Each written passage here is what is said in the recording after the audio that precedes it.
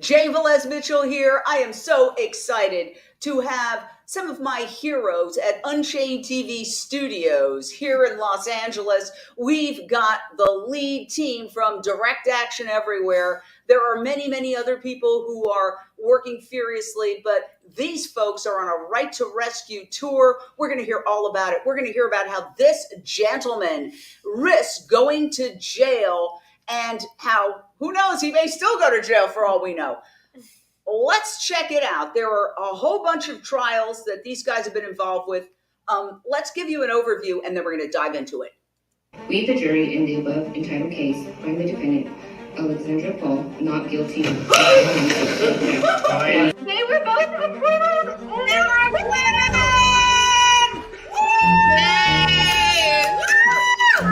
It's a 1-2 punch. The verdict came out. They found the defendants not guilty. Oh my God, and everyone knows. Oh my God, this is so amazing. Oh my God. These emotions are hard to verbalize, right? Like this is gonna go down long after we're all gone and dead. We're gonna see it, you guys. We are going to see animal liberation. I'm completely moved. This is victory. This is hope. And if anybody from industry or government is watching right now, our message to you is you can no longer operate with abandon and get away with it.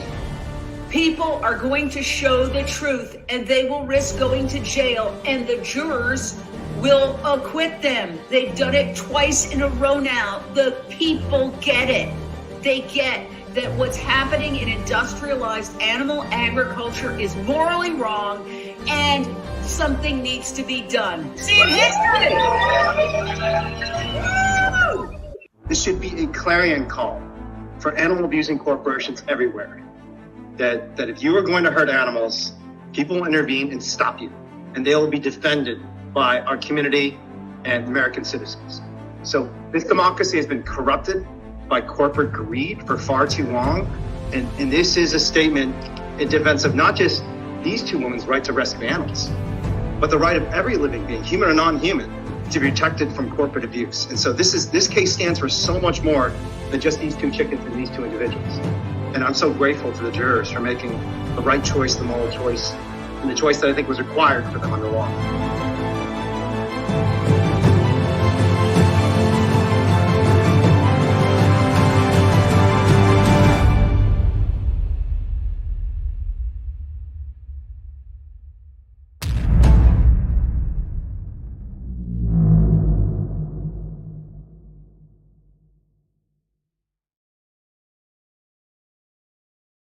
So Almira Tanner, lead organizer for Direct Action Everywhere. Tell us about this tour. What is the Right to Rescue Tour, and what's the purpose?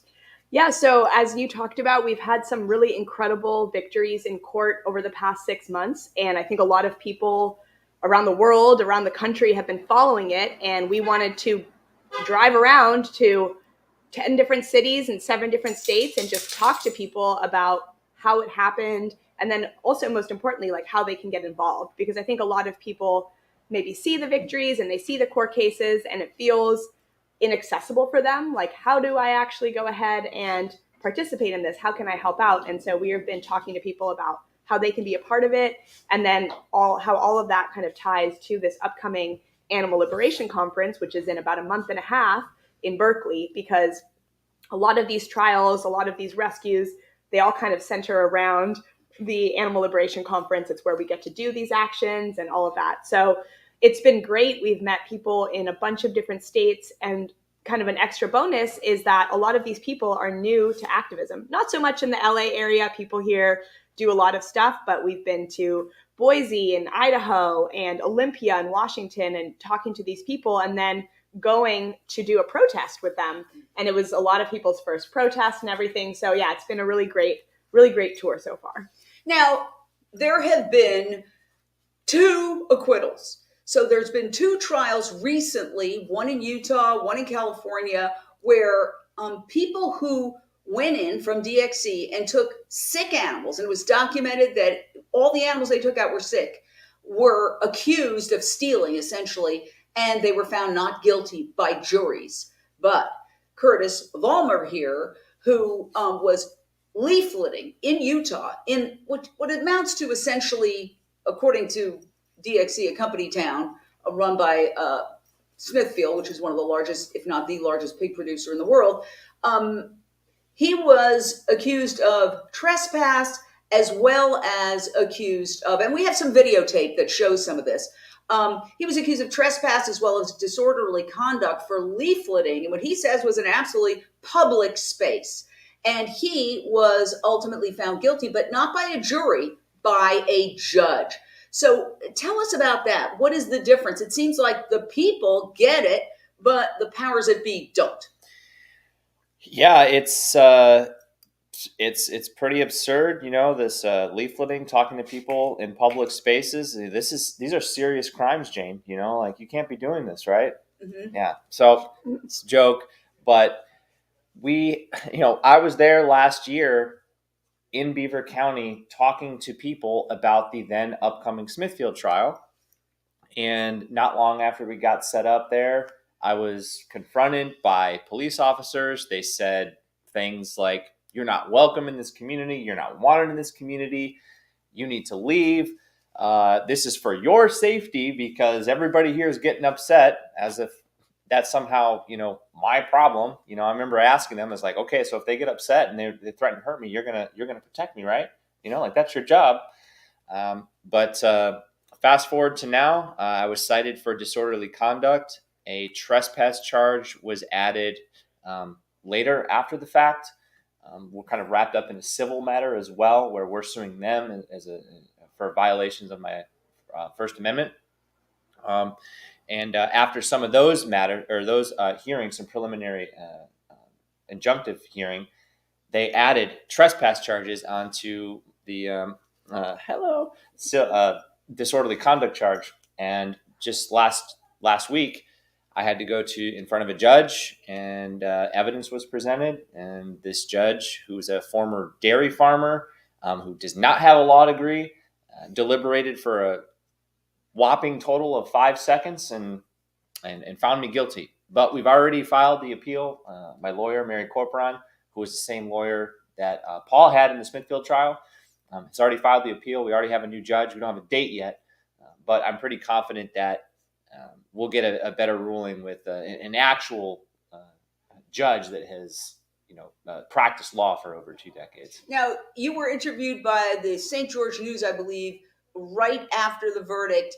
Why don't we play that videotape of your initial reaction? Because my gosh, risking jail, that's nothing to just dismiss as another day at the office. No, that's a very anxiety producing situation. Let's listen, then we'll discuss. I mean, the evidence that came out today, there was almost nothing about the disorderly conduct. The evidence that came out against the trespass was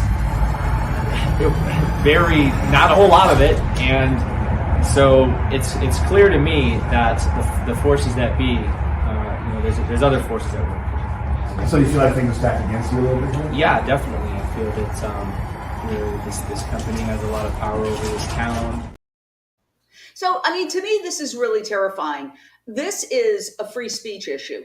If you're leafleting, it doesn't matter whether it's animal rights or whatever, and somebody says, "I don't want you here," and you're going to hear that clip in a second. This is a shocker. It went viral. But you say, well, that's not really your role, officer. Your role is to protect me. No. If they come after you, there's nothing we can do. You could be killed.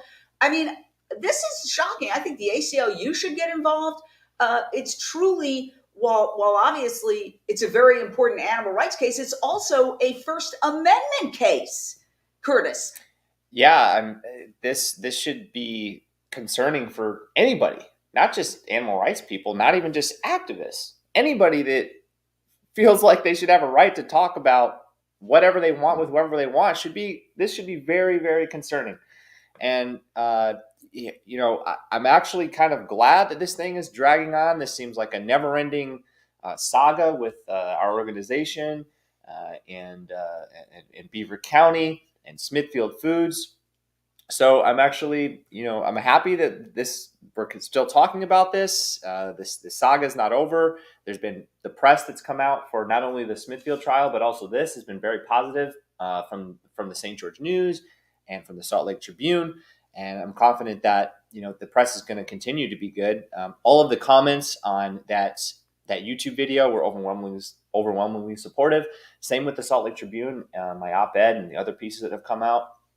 These people aren't vegan. These people aren't animal rights activists. They're just people in Utah or Salt Lake City that read this stuff, and they read this and they see what's going on, and they're like, "Oh, Beaver, Utah doesn't like free speech.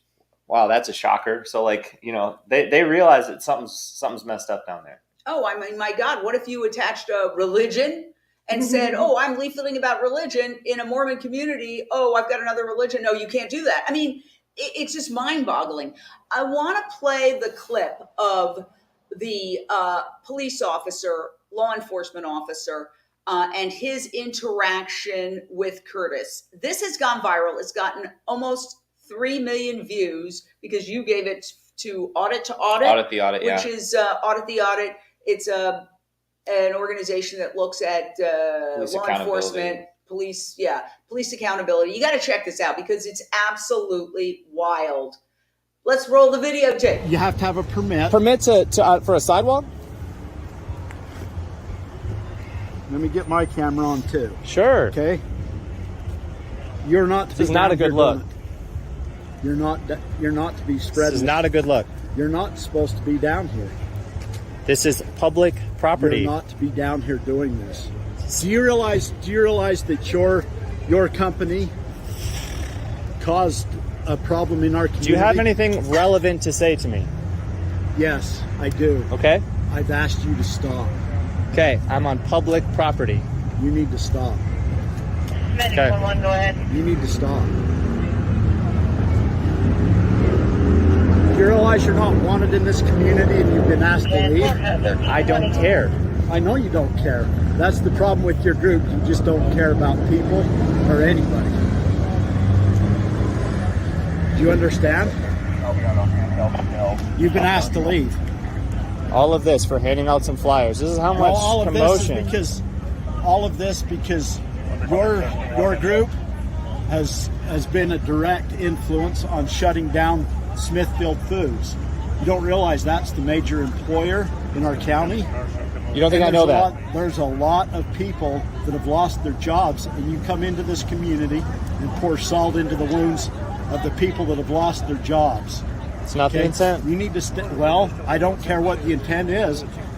What you're doing is causing a disturbance in the community. I'm not trying to cause a disturbance. I'm just trying to have conversations with people. You are. And if people don't want to talk with me, I say thanks for your time and on with your day. Okay. I'm going to stand right here and I'm going to tell people not to talk to you. Then fine, do that. Okay. This is great content for us. Absolutely ridiculous. This is very anti-free speech. I mean, this is shocking. And I just have to, let's do round robin. When you first saw that, Almira, what ran through you? Well, honestly, I feel like at first I was kind of just like, well, that's just the cops, like we deal with difficult law enforcement all the time who I think don't follow the law. And as you learn, there's what's written in the books and then there's what actually happens on the streets. And so my initial reaction was like, well, that's annoying. Like, I'm kind of annoyed we sent 4 people to Utah, wasted their time and their money on that. But then when some people who are a little bit more legally minded saw it, they're like, this is a lawsuit. Like, we have to sue the police for violating the First Amendment. And then, once we got some legal opinions on that, it became clear that was, I think she really wants to go sit on your lap. She likes you better than me. It became clear that was like a very viable course of action. And I think whether Curtis ends up getting his guilty conviction reversed or not, it seems likely that we will prevail in the civil case, suing the police for violating not just Curtis, but the other people that were, at that action, or not, it wasn't an action, at that outreach event. There were 5 people there. Some of them were so scared they kind of had a panic attack almost and had to leave the scene because they were being, these, petite women being screamed at by this giant sheriff, like literally being screamed at, saying like, you're going to get killed. So it was a really, I think, intense experience for a lot of people. And I'm happy that, like Curtis said, it's giving us an opportunity to talk not just about free speech, but about like, what was the speech we were talking about? Animal cruelty, corporate collusion with our government, all of those sorts of things. So, wow. Yeah. You know, Curtis, is it possible if you go to the next level and you appeal that then they could sentence you to jail? No. So I, from my understanding, there's no possibility of jail time for any of this. It's just fines. And I think they're doing that by design, because I think it also prevents me from having a jury since the stakes are so low, which again, does not play to our favor, because I think when ordinary, everyday citizens hear this stuff, they're on our side, whether it's for animal rescue or for even more so for free speech. I think that the odds are in our favor. But this first court, I mean, is literal definition of kangaroo court. You have to me, it seems like it's designed to just screw over poor people that don't have the resources and the know-how. Because a lot of people, they get the verdict at this so-called justice court with a judge that doesn't have to have a law degree, and they just take it, whatever the sentence is. They don't have the resources to continue on, to appeal it, because you get a free de novo appeal, it's called. And so I already appealed it. I already have another judge, and now this is actually the real court. And if I don't like that, I can also appeal it, and then it would go to to Salt Lake City, to the appeals court. So I have two more chances, and again, we've got all this opportunity to continue talking about this, to continue to put Smithfield Foods and Beaver County on trial. Something that came out also in this court proceeding that happened on Tuesday was the link between the Church of Jesus Christ of Latter-day Saints. They're kind of rolling all of this now. I think the church in general, they're good peoples, but in town in Beaver, the high up officials there are very intertwined in there with city council and law enforcement and Smithfield Foods. And I want to say, we at Unchained TV invite Smithfield Foods, the Mormon Church, the LDS Church, any of the officials, any of the law enforcement officers. We would love to dialogue with you. We invite you on any time. So just reach out, and you can reach out to me through Instagram, Facebook, or a website, UnchainedTV.com, and we would love to have you on. We will have you on. Now, one of the big trials was the trial of Wayne Shung. And the trial of Wayne Shung was in Utah, in the same area. In fact, he was leafleting because Wayne Shung and Paul Picklesheimer were going on trial. And they ultimately went on trial. What did they go on trial for? Going into Smithfield Foods in an operation that they titled Operation Death Star. The link actually is on the New York Times website, because a whole article was written about this using virtual reality. They had 360-degree cameras, because sometimes when they go in, people say, oh, that footage was altered. So they had 360-degree cameras following them from the second that they went in. Let's check it out. And then we're going to talk about that trial and what DxE is doing in terms of gathering the public, especially the youth demographic, to mobilize. So Circle 4 is a farm that processes and kills 1.2 million pigs every year. We're about to head into Circle 4. This is the heart of evil. You can already hear the screams of the mother pigs inside. They're cramped, they're suffering, and we're going to try and expose what's actually happening inside. You guys ready to go? Mm-hmm. Let's put our lights on.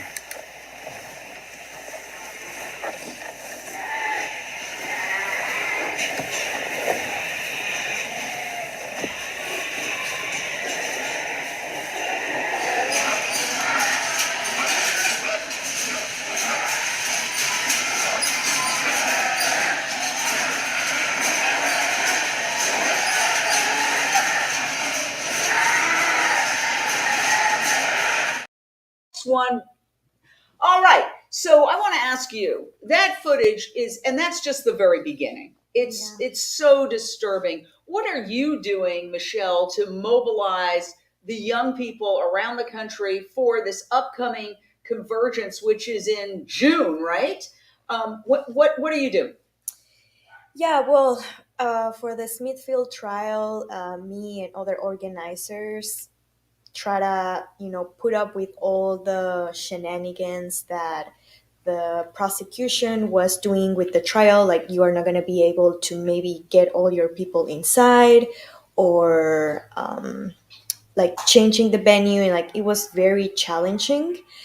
But now with like the ALC, we have the opportunity of getting a lot of people around the world to come and learn specific trainings that could help people level up their activism and their organizing. And there's also going to be one specifically about like the legal skills. Some of the people that have been working with Wayne for the Smithfield trial and the Foster Farms trials and the upcoming trials are going to be sharing some of the stuff that they've learned. Mm-hmm. So other people that maybe are thinking, hey, like we probably want to someday do an open rescue, but we just feel very unprepared. Mm-hmm. So yeah, we are trying to also help activists, giving them free tickets for the ALC. And when you say ALC, that's the Animal Liberation Conference, right? And that conference is coming up. Tell us about that. Like, I've been to a couple of these. They're massive. I mean, massive. There's so many people there. How the heck do you do it? You're doing all these trials, you're doing tours, and you're organizing this massive conference. I mean, I organized a fundraiser for Unchained TV, and it was great. It was fun, but it just about killed me. How are you doing it, Almira? Well, I'm not, which is the great thing. For a really long time, I was organizing the Animal Liberation Conference, and there's just so many incredible activists in the network that I don't have to. I mean, of course, I'm like supporting and giving advice and helping, but I'm not the lead of it. Kitty Jones, who isn't here because she's the one having the mental breakdown at home. So if you know Kitty, give her good wishes and sign up for ALC. She's the main person. And then, Michelle is handling all of the trainings, and Cassie King is handling the speakers, and Curtis is doing a lot of the registration stuff. So it's a huge team effort, but it is a lot of work. And I think maybe we bit off a little bit more than we can chew this year, but so far things are going well, and I'm really excited for the conference. And I think close to 500 people have registered already. More people are coming, so we want to see. I don't know people if I've there. officially registered, but I'm coming. I'm Yes. coming for the March, and I hope to go live for Unchained TV. It's always incredibly dynamic. And where do people go if they want to register? Yeah, they can go to liberationconference.com, and it's pretty straightforward from there. You'll find information about the organization. You'll find, we just released the whole program. So the schedule, all the speakers, really cool program that Kitty Jones and Paul Picklesheimer put together. It's on the website now. So yeah, go check that out. They put a lot of time and effort and energy into that. And I'll just say just about the Animal Liberation Conference, my first one was in 2018. And when I went there, I was just blown away by everything that they were doing there. And I wanted to learn more, and went back in 2019 and ended up, making my way out to Berkeley and never left. And now you're convicted. Now, yeah. Well, hey, I'm actually the potentially two-time. Yeah, because I for the Poop Man emoji costume, the poop emoji dance disruption in Smithfield at their city planning commission meeting. So yeah, we'll have to hit that one. Go One ahead. more thing about the Animal Liberation Conference, like most things, as you get closer to the date, the prices go up because we want people to register early, 30th. so we know. And today is the last day to register at this price. Oh, okay. Well, So people should go to liberationconference.com and register today if they're on the fence. Do it. It's going to be awesome. I mean, you can register tomorrow, but it'll cost you $20. sure, but whenever this hopefully will be running all the way up to the conference and beyond. So just go to Animal Liberation or just Liberation Liberation Conference. Oh, sorry. Liberationconference.com. Yep. Liberationconference.com. Liberationconference.com. I say it 3 times so I remember it. And I will register today. Yeah. And it's actually a lot of fun too, because there's a social aspect. You go to lunch at fabulous vegan restaurants. That's where I met 2 of my best friends, Mick Davutian and Jeff Hoffman. You met them at ALC? I did. Well, they had been here at an event I had for Wayne. Yeah. But it didn't register. And then we were having lunch, and I got very animated and I slammed the table, and he brings that up every single time we get together. I'm sure he'll tell you that story today. But yeah, I mean, I've met some of my really dear friends at the ALC conference.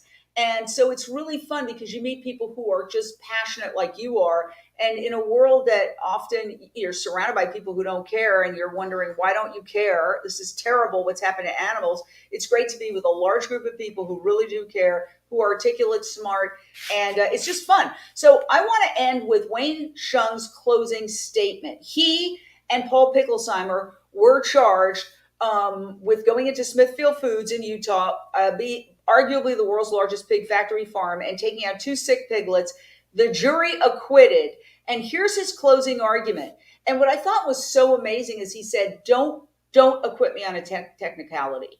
I want you to make this a moral choice. And the people of Utah, even though they're in this state that is extremely agricultural, found him not guilty. And on the other side, we'll talk about, you've talked to some of them, because the people are kind-hearted. Most Americans love animals. Most Americans, when they see what's really happening, they're appalled. So let's hear Wayne's closing, and then we'll talk about it, and then we'll wrap it up. I wish I could tell you the full story of what happened. We were on very direct orders to talk only about, the night of March 7th, 2017, only about 2 piglets. But it's an interesting thing hearing someone as compelling as Juan, and he's a very compelling speaker, talk about what's in your heart in a way that you know is not true. And it's not. And honestly, the best way to explain it is the way Rick explained it, that there's a big difference between stealing an animal and trying to help someone who needs some help. And I think at the end of this closing argument, we'll be convinced, hopefully, that that's all we're trying to do. But I did want to go back to where we started. In our opening statement, or I should say my opening statement, not our opening statement, that we talked about how there were no piglets taken from gestation farm. And we don't have to worry about that. Count 1 is covered. We're not talking about gestation buildings. The prosecution's conceded, and the judge ruled that we don't have to deal with that charge. But these 2 pieces are still very important. And the first piece is that we didn't have any purpose to take anything of value from Smithfield. We were there to document conditions and save lives. Oh, all right. So, Michelle Del Cueto, tell us about what is going to happen in terms of Wayne Shung, who just delivered that very emotional closing argument that was a winner. And, you know, the prosecution compared pigs to dented cans, which I don't think went over very well. Pigs are not dented cans any more than this little beautiful baby is a dented can, this dog. But what is Wayne going to do at the Animal Liberation Conference in June? Yeah, well, the key element of these trials have been open rescue, and Wayne has been giving these 8-hour-long open rescue trainings, and at ALC, there's going to be one happening for like the duration of 3 breakouts, and people could learn about the history of open rescue, some of the tactics that he and other DxE activists have been using to shine a light in factory farms and other horrible places from animal agriculture. But there's also going to be other impactful organizers from Animal Rebellion, now called Animal Rising. They're going to be giving trainings. We're going to have Melanie Joy and Miyoko talking. And yeah, I think it's going to be like a really great opportunity. Even Cassie is also going to give a training. And, you know, she's so good at communication and like narrative and all of that. And she's going to be giving those tips so people could, you know, pass that information to activists in their cities and try to organize more impactful campaigns and actions and so on. Yeah, and you're also going to have that big march, which is my favorite part, because you get to yell and shout and chant, not in a mean way, but just you get to march and chant. So tell us again, what dates? The march is on Saturday. On June 10th. June 10th. Okay, June 10th. So when you go to liberationconference.com, you will get all of this information. And I really think this is going to be very exciting. A lot of people I know are going to be there. And it's, you know, it gives me hope, because sometimes it's like when you see what's happening, like when you just saw that little footage of Operation Death Star, and that's not even nearly the worst of it. And it's happening in animal agriculture all over the world, 80 billion animals. And mind you, most Americans consider themselves animal lovers. We have to do something. And these guys are really, devoting their lives to it. We all spokes in the wheel, like we do the media aspect, but you guys also do media. You've done a lot. Final question. You were in the New York Times. You've made the New York Times quite a few times. Do you see the needle moving? Do you see the wall of denial crumbling, Almira? I think so. I think we've seen that more and more journalists are starting to take us seriously. I think animal rights is nowhere near covered enough, which is why it's awesome that you're doing what you're doing, because I think that there should be an animal rights section of the newspaper, of every major newspaper, or talking about what's happening to animals and what's going on with the food system and all that. And we're not there yet, but I do think that when journalists talk to us and reach out to us, they're not mocking us. They're like, okay, these are really serious issues. And we found that a lot of the pieces have been very positive, even on controversial things, right? Like people think that, maybe that's theft where animals are taken or something like that. And then everyone is just writing about how this should be legal. I mean, there was an opinion piece in the New York Times by a columnist. It wasn't one of us who wrote it. And the headline was "Rescuing Farm Animals from Cruelty Should Be Legal." And I think that shows that things are coming along. There's still a lot to go, but and I think this is kind of like a self-perpetuating cycle where if you're in the New York Times, then other people take you credibly, and then they're in the New York Times more, and then, so on and so forth. I mean, we were in the New York Times once in 2015, and that was the best thing that had ever happened to us. And I think now we've been in that newspaper 4 times in the last 6 months or something like that. That could be an exaggeration, but it's more than once a year. And yeah, so things are moving in the right direction. They should be moving faster, but we're getting there. All right. I just want to say these guys are my heroes. I don't have the words, but I do have some Unchained TV caps for you. I look so silly in a baseball hat. And I hope you wear them and have a lot of fun wearing them and explaining to people about plant-based media, because we are doing an end run around the mainstream media blackout. We've covered all the DxE trials in the Utah one, the one with Alexandra Paul, the one with Curtis Vollmar, and we'll continue to cover those. So I just thank you for joining us, and I hope you do come to the ALC conference. And if I run into you marching on the street, say hi. All right, guys, thank you so much for joining us for this Sunday Salon. Bye.